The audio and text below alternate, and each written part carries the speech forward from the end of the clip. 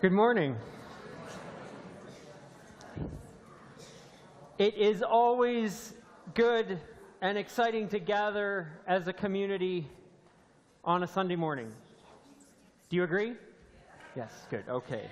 So good morning, welcome. It's good to gather to meet new friends and old. It's good to be welcomed home into community that cares, that has compassion, that loves its way into all that it does. It's good to find a place to belong. And in this space, we work hard and we hope that you might feel that you belong. Welcome to this circle.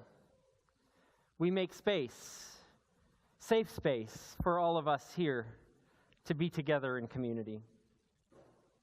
Whether you've been here many times or this is your first, may we find that there's a place for us in this circle, and may we know that we're always welcome into the warmth and the strength that is this community.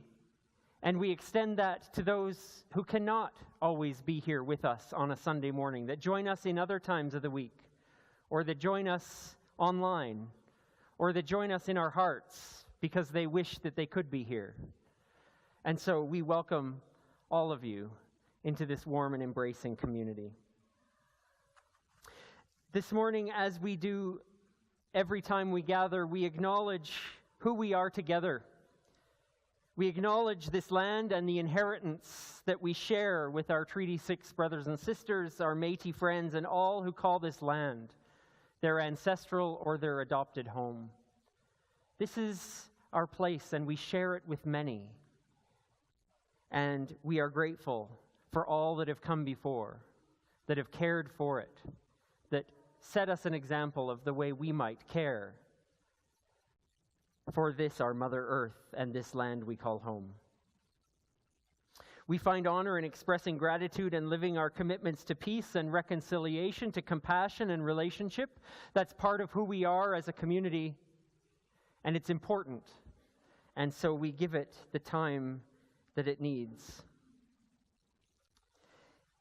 In this morning, on this second Sunday in the season of Advent that leads up to Christmas, we are always building light with each other. We are building it in our lives. We are celebrating it. We're building it here in our wreath and on our table. Why not build it in our singing as well?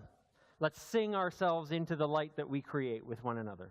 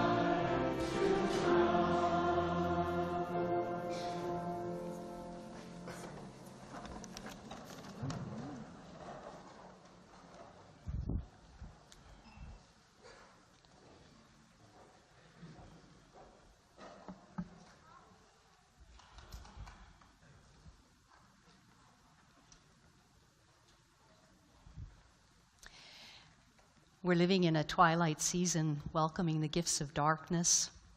Others are waiting for more light to come. Wherever we are in our relationship to this season, we share the longings that we've expressed in this song, the longings for newness and direction, for truth and justice. We relight the first candle of Advent, a candle for holding space, for making safe space for one another, for creating places of possibility where what needs to be can find its way, like fire can find its way through the spaces in a log. And we light the second candle of Advent, a candle for telling stories, for the power of story to inspire our commitment to birth what the world needs most, human beings fully alive to our capacity for goodness, for love and creativity, for imagination and beauty. Amid December's darkness, we count our way to Christmas, each flame, a way of making our way in the world.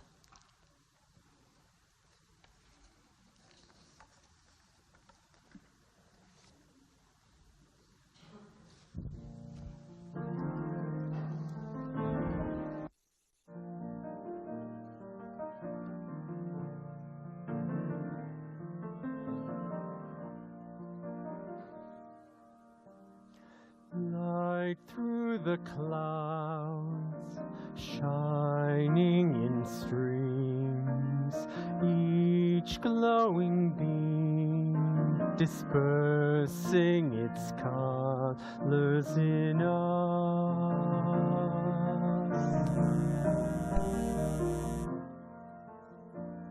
Light with no bounds, streaming indulgently, one with its rays, reflections of amber flame.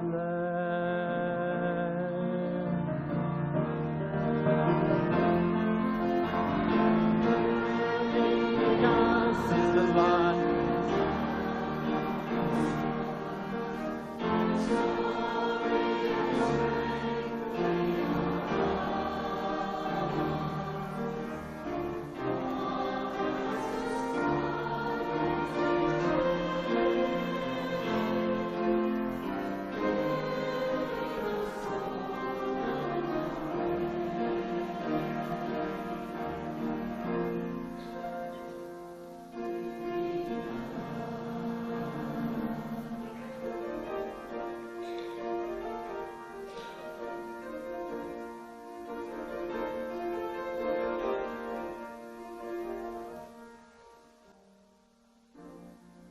Today's light kindle our past.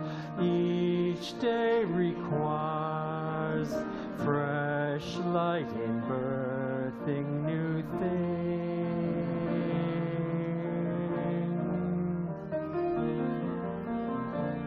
Chasing the light drives our dependence, transforming life, inspires our emergence as love.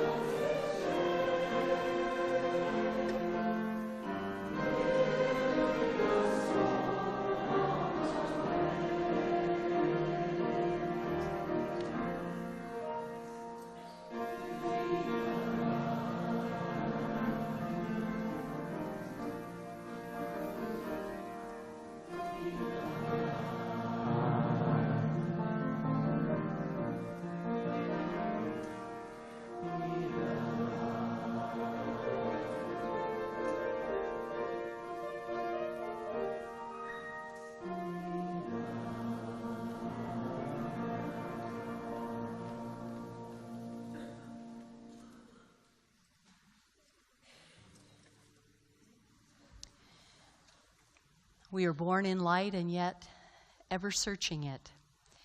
And so when we gather in community like this, we seek to strengthen our intentions, that we might be the light. And so we offer these words with one another as a way of praying our intentions. We are grateful for the gifts of this season. As darkness stretches our nights and shortens our days, quiet possibilities germinate. In this storied season of legends and myths, may we recover our capacities for curiosity and generosity. We gather to be inspired to live kindly, find the miracles in the ordinary, birth where we least expect it, and wonder in the midst of trouble and beauty. May it be so.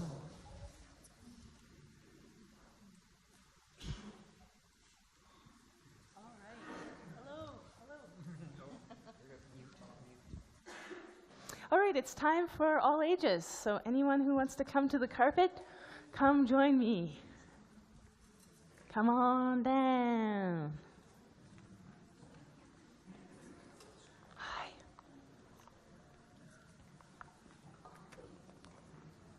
Hi. Hi.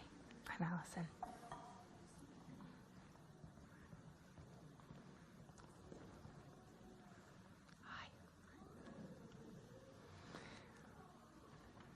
I'm Allison. Nice to meet you. You might have seen me around. I've got a story for you today, but first I wanted to ask you if you have a storytelling routine in your house. Do you read stories? Yeah? I like reading stories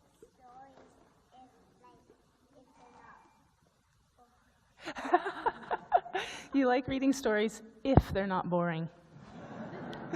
Yep. And I read a story about Snow White. Snow White, yeah. And when do you read your stories? When you first wake up?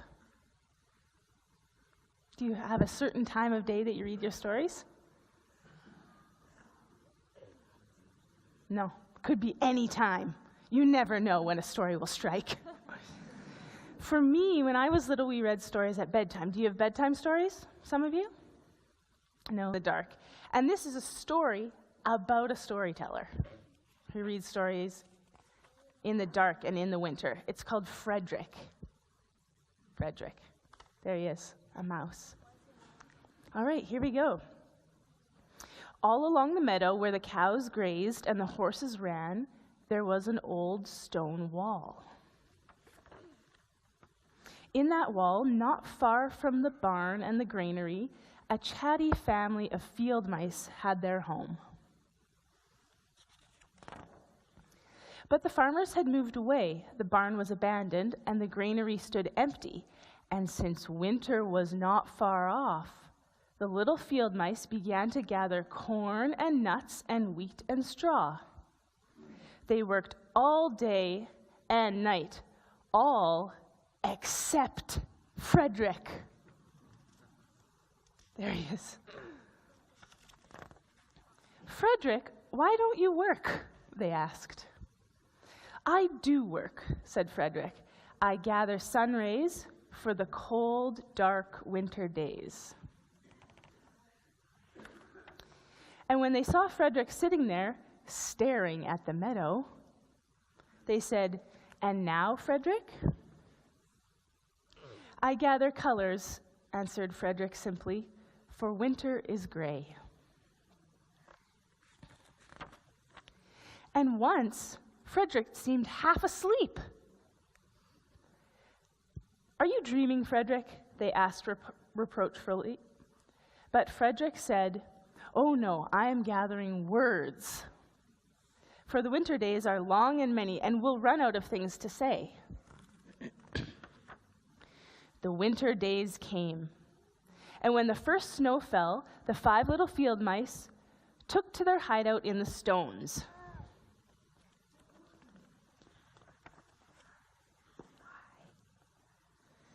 In the beginning, there was lots to eat, And the mice told stories of foolish foxes and silly cats. They were a happy family.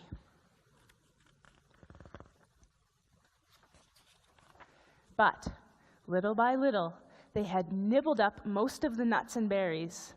The straw was gone, and the corn was only a memory. It was cold in the wall, and no one felt like chatting. Then they remembered what Frederick had said about sun rays and colors and words. "What about your supplies, Frederick?" they asked. "Close your eyes," said Frederick. As he climbed on a big stone, "Now, I send you the rays of the sun. Do you feel how their golden glow?" And as Frederick spoke of the sun, the 4 little mice began to feel warmer. Was it Frederick's voice? Was it magic? "And how about the colors, Frederick?" they asked anxiously. "Close your eyes again," Frederick said. And when he told them of the blue periwinkles, the red poppies in the yellow wheat, and the green leaves of the berry bush, they saw the colors as clearly as if they had been painted in their minds. "And the words, Frederick?"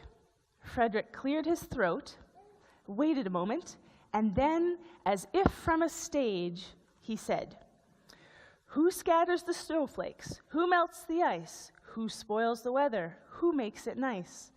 Who grows the 4-leaf clovers in June? Who dims the daylight? Who lights the moon? 4 little field mice who live in the sky, 4 little field mice like you and I. One is the springtime mouse who turns on the showers. Then comes the summer who paints in the flowers. The fall mouse is next with walnuts and wheat, and winter is last with little cold feet. Aren't we lucky the seasons are 4? Think of a year with 1 less or 1 more." When Frederick had finished, they all applauded. But Frederick said, "You are a poet." And Frederick blushed, took a bow, and said shyly, "I know it." So that's the story of Frederick. I think that when it's cold and dark, it's really nice to tell our stories, and that can almost make us feel warmer.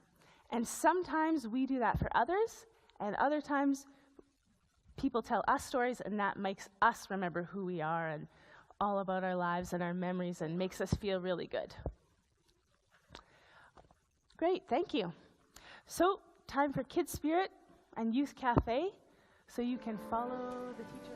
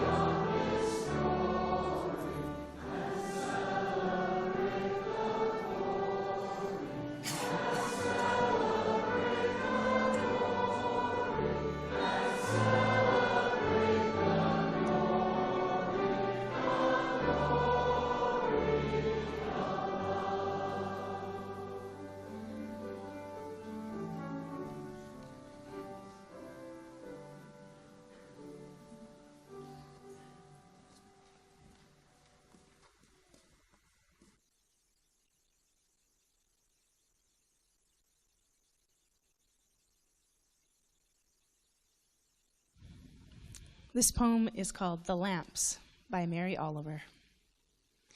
8 o'clock, no later, you light the lamps, the big one by the large window, the small one on your desk. They are not to see by, it's still twilight over the sand, the scrub oaks and cranberries. Even the small birds have not settled for sleep yet, out of reach of prowling foxes. No, you light the lamps because you are alone in your small house. And the wicks, sputtering gold, are like two visitors with good stories that they will tell slowly in soft voices while the air outside turns quietly a grainy and luminous blue. You wish it would never change, but of course, the darkness keeps its appointment. Each evening, an inscrutable presence, it has the final word outside every door. In the thoughts of this contemporary poet,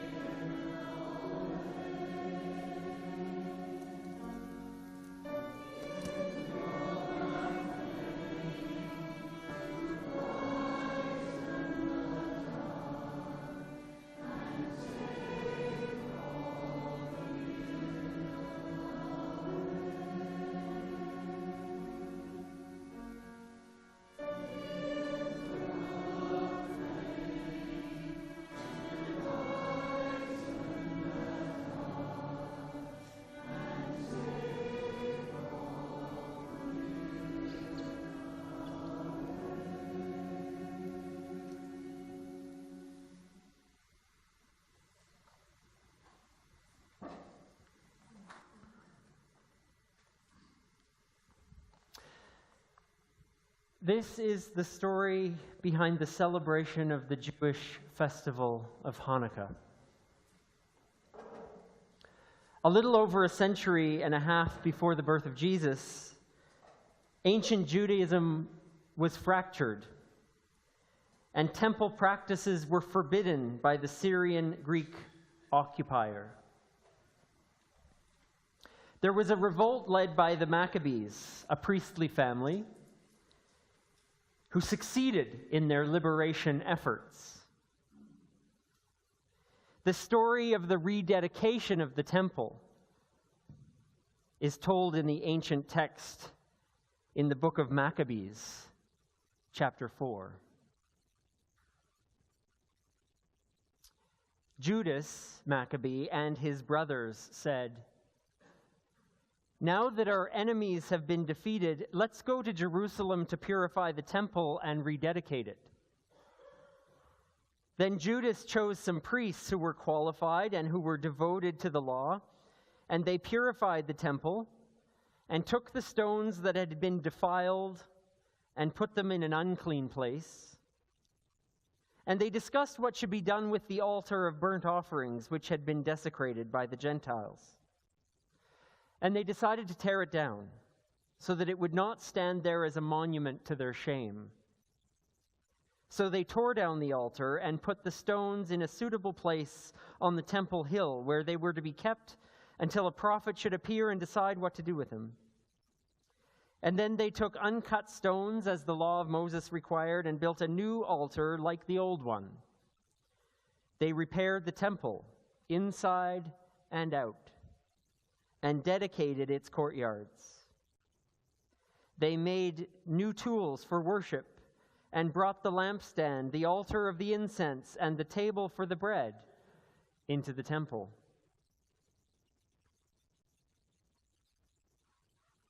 Then a later Jewish text, a Mishnah, adds to the story.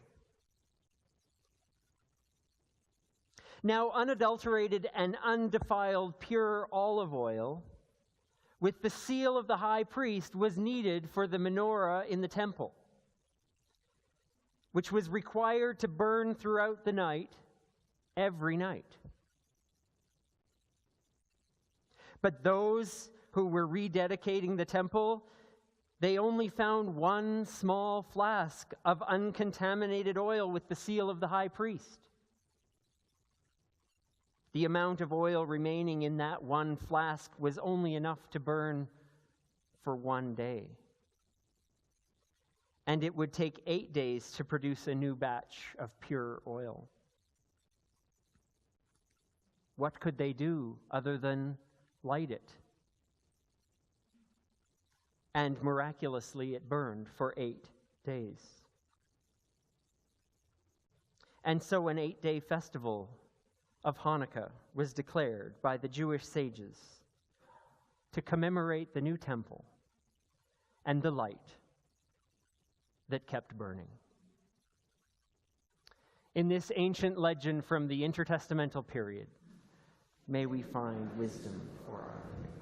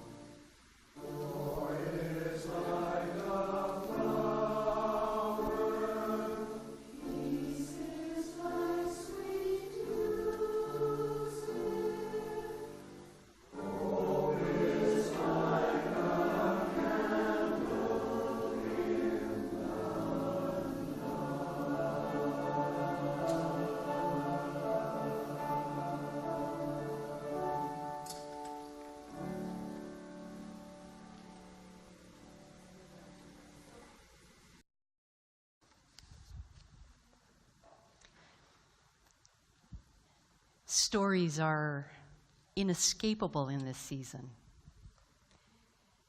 Isn't this the time of the year when we tell the story of that bullied reindeer becoming a hero on a foggy night? And when we tell the story of an iconic snowman that lived fully and well on his way to becoming a puddle?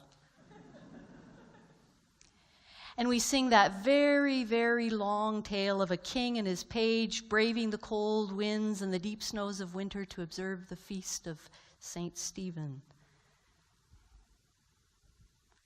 And it's also the time of the year we tell the story of that chubby saint who made his way down a chimney to fill stockings hung by the fire when not a creature was stirring, not even a mouse.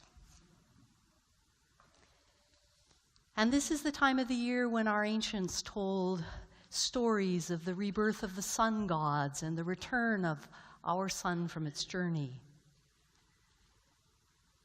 This is the time of the year our Jewish brothers and sisters reenact the legend of the miraculous supply of oil, that lamp oil, by lighting a candle each night for 8 consecutive nights in remembrance of a story of legendary light. The festival of Hanukkah celebrates an ancient story of heroes who lead an uprising against an oppressive king.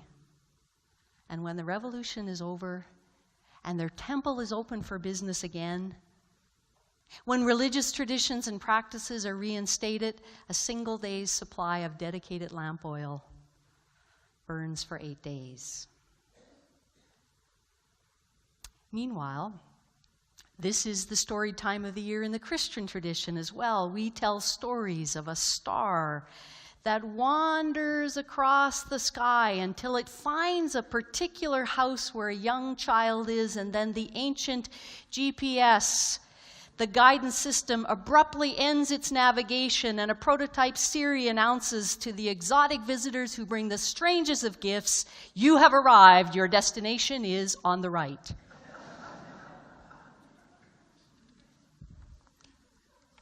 We tell stories of angels that appear in the night sky, seen only by shepherds who leave their sheep searching for a needle in a haystack, a child in a manger. And we tell a story of a woman who is mysteriously pregnant, traveling more than 70 miles with her fiancé without any reservations. Every year, in carols and in costumes elaborate and impromptu, we tell a story of the first Noel. We tell a story of what came upon the midnight clear. We tell a story of a silent night. We tell a story of when it was in the moon of winter time. We tell a story of how the herald angels sing in the little town of Bethlehem with a child asleep on the hay. Every year, we tell stories wrapped in myth and legend, poetry and song. We tell stories of the miracle of birth in a world with no vacancies.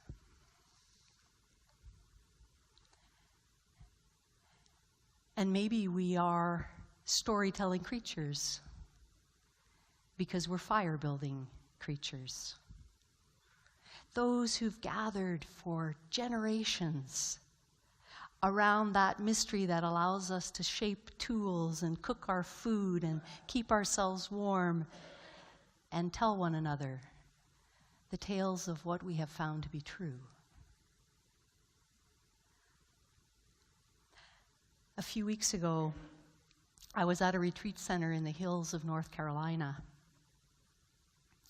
For a few days, I was part of a community that came together from many different places for many different reasons. Some came for the music, some for the speakers, some came for community, some came to learn, some just came for a break. Some came with their partner, some came with friends, and some were probably like me, who came knowing no one, enjoying the freedom of anonymity and the luxury of receiving whatever would be in an event for which we had no responsibility for anything other than to show up and open up.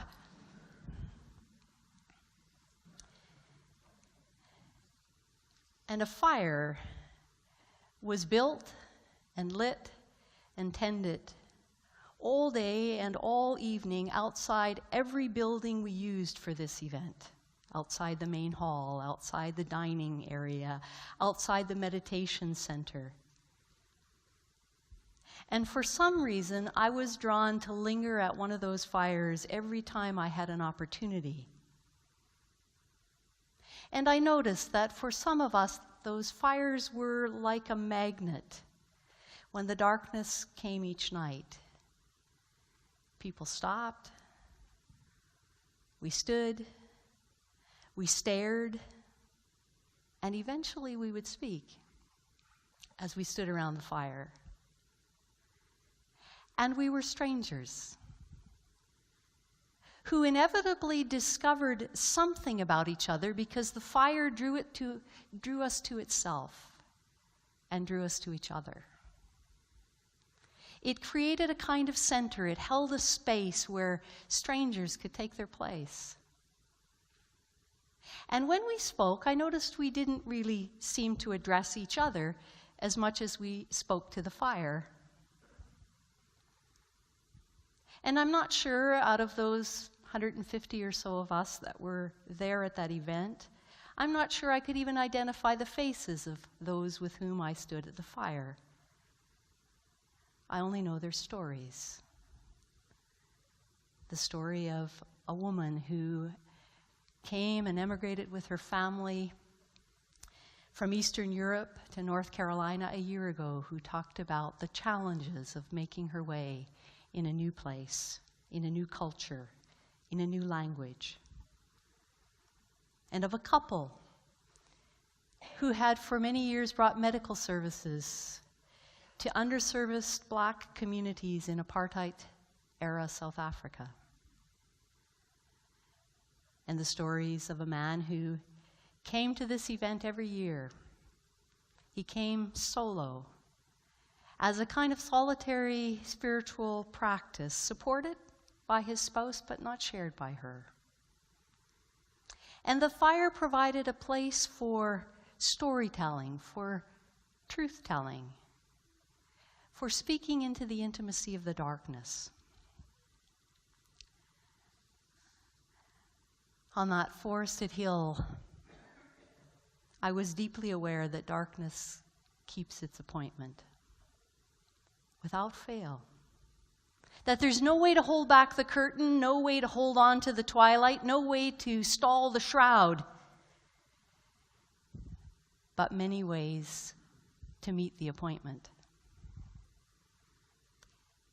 In my life, I have often met the appointment with darkness with a degree of angst, wanting to get off the trail before dark, wanting to get off the road before dark, wanting to get home before dark. And I have sometimes met my appointment with darkness with awe, pulling over, turning off the headlights, getting out to watch the moon rise or to see the stars.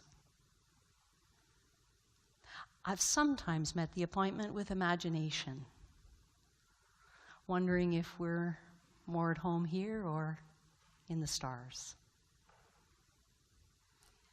Sometimes met it with gratitude in the stories that are born of the dark, for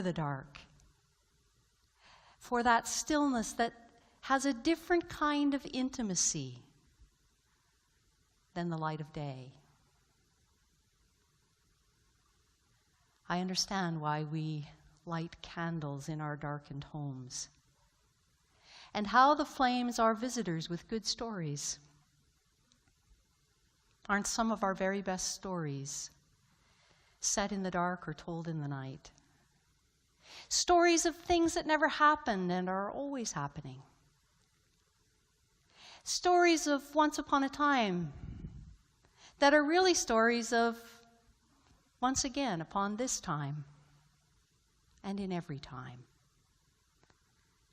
Stories passed on through the darkness. Stories that are created and recreated every time they're told, layered as legends, shaped and reshaped by time and space,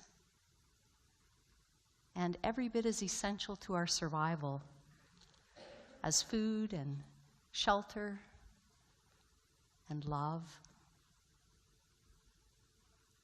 And we tell each other stories not because strange and wonderful things happened once upon a time, but because these strange and wonderful stories help us know something about the truth of our own lives in our own time. Because the misfit reindeer does find a way to take his place and save the day in a way no other can. And because we know change comes, winter gives way to spring, and the snowman finds another form. Because generosity does come from unexpected places, but the most unexpected, that the one who is seeking to give becomes the one who is to receive. And the magic of St. Nick is recreated in countless ways when we fill the empty socks or the empty spirit of another. And light doesn't run out, even though darkness keeps its appointment. So does light. And we're inevitably somewhere in that cast of characters that we take out of their boxes every year and we arrange in a kind of shelter. We are impractical and disoriented, but somehow wise. We're curious and afraid, and yet somehow seeking. We're reluctant and responsive, and yet somehow opening to life where it surprises us. This is a season to tell stories, and to build fires, and to tend the hearth between us that keeps human life human, to light the lamps and receive the flames as visitors with good stories to tell, to keep our appointment with the darkness. And perhaps if we are as faithful to our appointment with the darkness as darkness is with its appointment with night, we just might find a compass or a map in the stories of once upon a time that we will hear and tell once again in this season.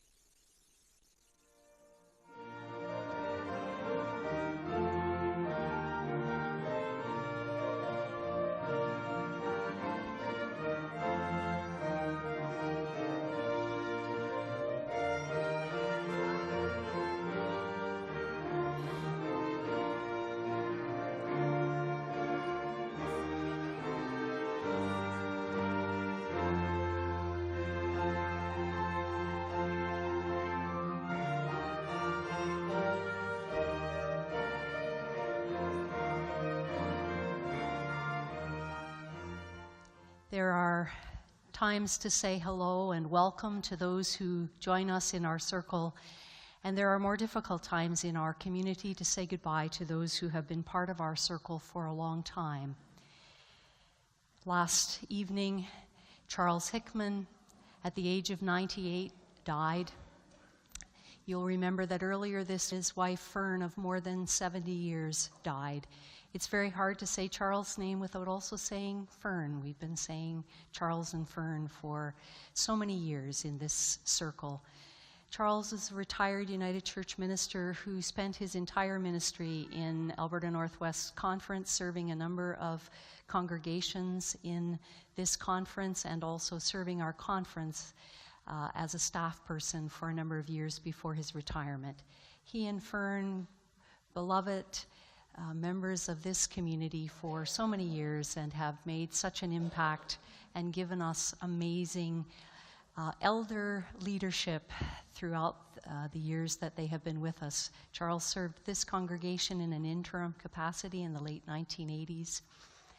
And so we want to take this moment to pause to remember him, and also to share with one another in song an affirmation that we share at the close of every memorial service.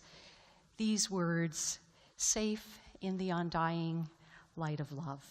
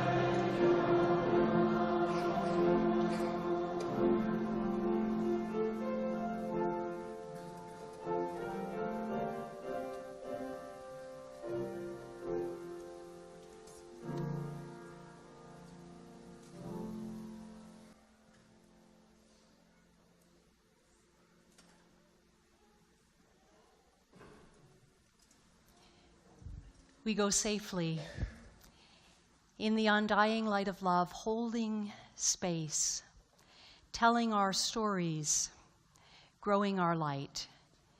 We go knowing that our light takes many different forms, sometimes as flame, sometimes into the atmosphere around us. And we go in the strength of who we are together, holding our memories, holding our light,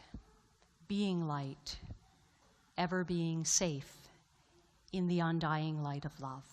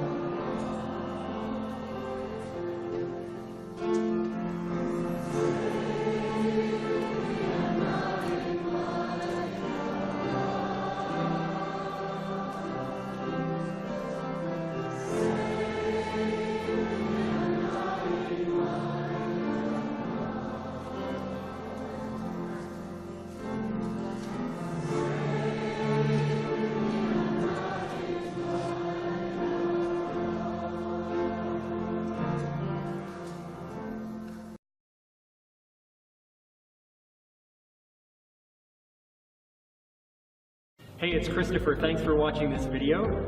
If you want to watch last week's video, click this button right here. If you can manage it and can donate to SSUC to help us continue this video page, click right here.